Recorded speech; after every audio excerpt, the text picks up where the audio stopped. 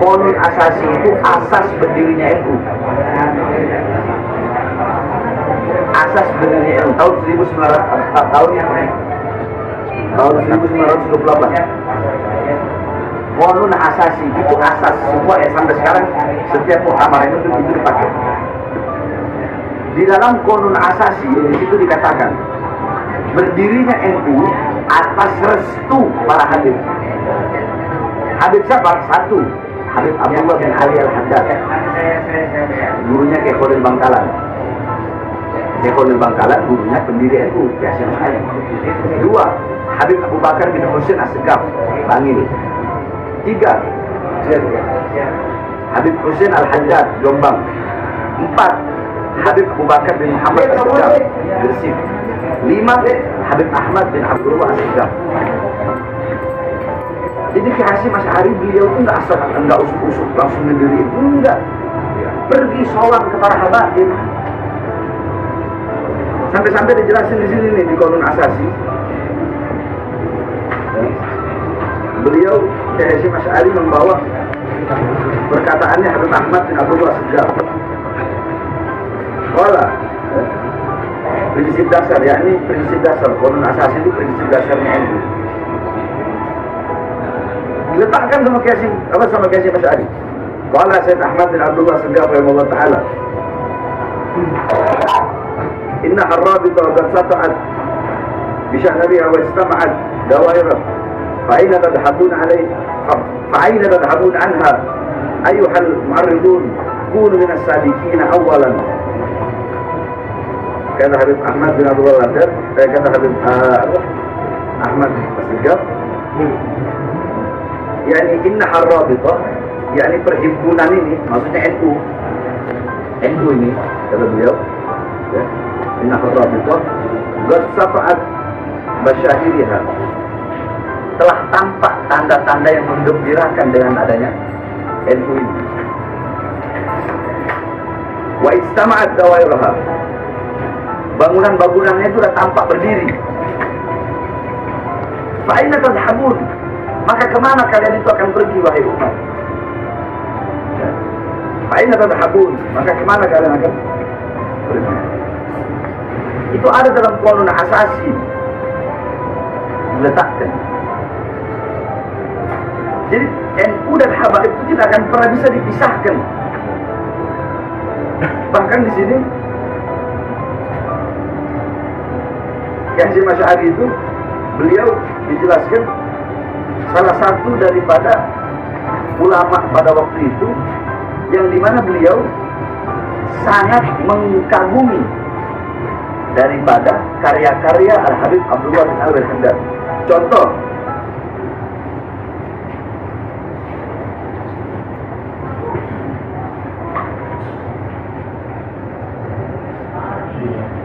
contoh nih, waktu itu ada apa, Kiai Abdullah Yasin Pasuruan ada berselisih paham dengan Kiai Hasyim Asy'ari, sehingga Kiai Hasyim Asy'ari ya, waktu itu sehingga Kiai Hasyim Asy'ari bikin kitab judulnya Ziyadut Ta'liqat. Judul kitabnya Ziyadut Ta'liqat.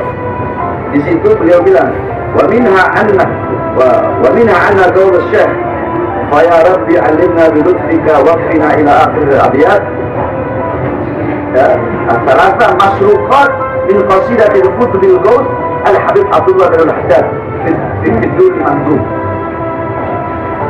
Kata Syekh, apa kata Kiai Hasyim Asy'ari, Kiai Abdullah Yasin ini mencuri masruqat, yakni 3 syair, yakni abiyat, baik syair yang diutarakan oleh Kiai Abdullah Yasin itu, kata Kiai Hasyim Asy'ari, masruqat, diambil, dicuri daripada karya atau syair yang dibuat oleh Al-Qutbul Ghaus, seorang wali kutub. Siapa itu? Habib Abdullah bin Ali Al-Haddad dalam kitab beliau Abdul Mansur. Dari mana Kiai Hasyim Asy'ari bisa tahu kitab-kitab yang Al-Haddad kalau bukan beliau mempelajari kitab-kitab? Terus NU berdiri di Surabaya, Jawa Timur lah, daerah Jawa Timur dulu. Itu ketika NU mau ke Jakarta, Nggak bisa langsung tahu-tahu masuk Jakarta aja.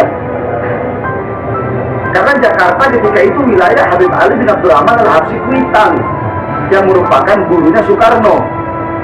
Besok yang menentukan hari kemerdekaan Indonesia itu Habib Ali Kuitang. Tentukan hari kemerdekaan, ya, tentukan hari kemerdekaan, yang menentukan itu Habib Ali bin Abdul Rahman Al-Habsyi Kuitang. Makanya kita buka coba. Soekarno besok 17 Agustus 16 malamnya itu Soekarno ada di Kuitang nginep di rumah Habib Ali. Makanya ketika mau proklamasikan kan agak telat di koran-koran Belanda. Telat ketika mau proklamasikan kemerdekaan. Kenapa? Karena Soekarno tidur di rumah Habib Ali Kuitang.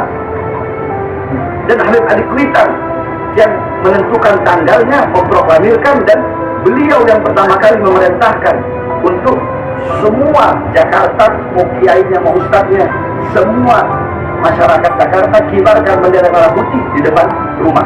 Itulah yang menjadi tradisi sampai sekarang. Kenapa 17 Agustus kita kok nyebarin, apa kita kok mengibarkan bendera?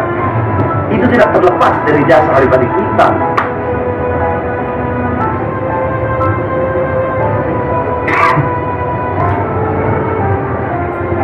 Makanya Syekh Mas Ali datang di Jakarta untuk minta apa? Minta restu daripada Habib Ali Kuitang. Minta restu untuk mendirikan Jamiatul NU di Jakarta. Waktu itu Habib Ali menyetujui, boleh, silahkan. Waktu Habib Ali mengutus muridnya pergi ke Jawa Timur, itu Habib Ali bilang cuma satu saja, tolong wanita-wanita yakni fatayat NU itu jilbabnya agak dibenerin. Itu perintah Habib Ali. Jilbabnya agak dibenerin, jangan sampai ada rambut kelihatan. Nah ini udah direstui sama Habib Ali. Cuma Habib Ali masih berpatokan, berpegang kepada fatwa Habib Ustadz bin Yahya Mufti Betawi. Jadi Habib Ali merestui bikin, tapi Habib Ali tidak mau masuk dalam struktural organisasi. Nah, ketika kiai-kiai di Jawa Barat, Jabodetabek lah, Jawa Barat, Jakarta, mengetahui bahwasannya Habib Ali tidak tercantum dalam organisasi itu, nggak ada yang ikut. Nggak ada yang ikut. Nah, akhirnya dibujuk sama Kiai Marzuki. Kiai Haji Marzuki almarhum, termasuk pahlawan. Jadi, kalau Habib nggak masuk dalam struktur ini, dalam struktur, maka kiai yang lain nggak bakal ngikut. Sebab semuanya muridnya Habib. Akhirnya Habib Ali mau. Beliau istikharah, beliau mau, masuklah beliau adalah. Beliau menyatakan diri, saya Nahdiyin. Ketika beliau berkata seperti itu, langsung 1000 kiai lebih masuk NU. Jadi udahlah, jangan membenturkan NU dengan habaib, jangan. Sebab dari zaman dulu itu nggak bisa dipisahkan. NU, mazhabnya apa? Syafi'i. Imam Syafi'i belajar siapa? Imam Maliki. Imam Maliki dan Imam Hanafi, beliau berdua belajar kepada Imam Ja'far As-Shadiq yang merupakan guru besar 4 mazhab. Imam Ja'far As-Shadiq kakeknya siapa? Kakeknya antum atau kakeknya anak? Sahabat itu? Hah? Antum? Azan? Azan aja? Allahu Akbar, Allahu Akbar, terus Allahu Akbar, Allahu Akbar, asyhadu an la ilaha illallah,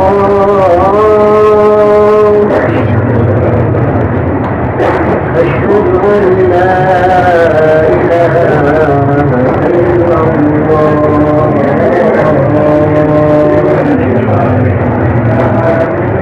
أشهد أن محمدا رسول الله.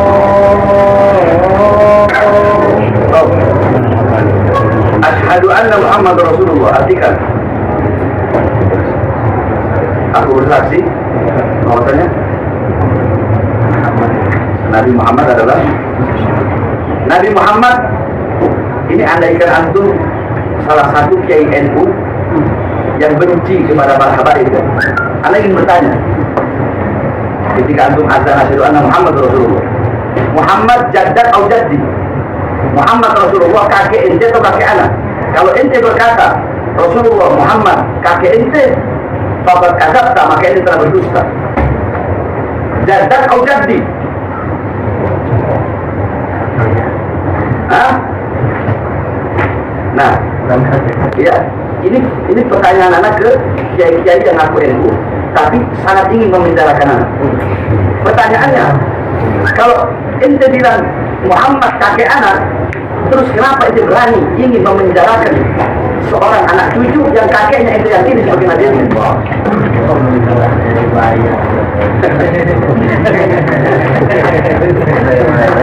Itu adalah khutbah.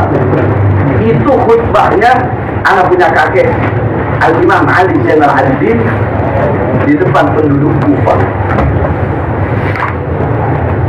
Ketika itu Yazid udah mulai ketakutan karena Imam Ali Zainal Abidin teramat apa? Man arafani faqad arafani, kata beliau. Siapa yang telah mengenal kami, maka sungguh dia telah mengenal kami. Dan barang siapa yang belum mengenal kami, belum mengenalku, akan aku perkenalkan siapa diri. Ana ibnu Zamzam was-Safa. Ana ibnu man usri Allah ila Masjidil Haram ila Masjidil Aqsa. Ana ibnu man mi'rajahu Allah ila Sidratil Muntaha. Ana ibnu Muhammad ibn Abdullah. Ana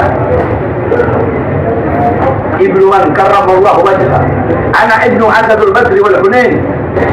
Ana ibnu alladhi la yaghfar wa la tarfat 'ain. Ana ibnu Asadullah al-Ghalib Ali ibn Abi Thalib.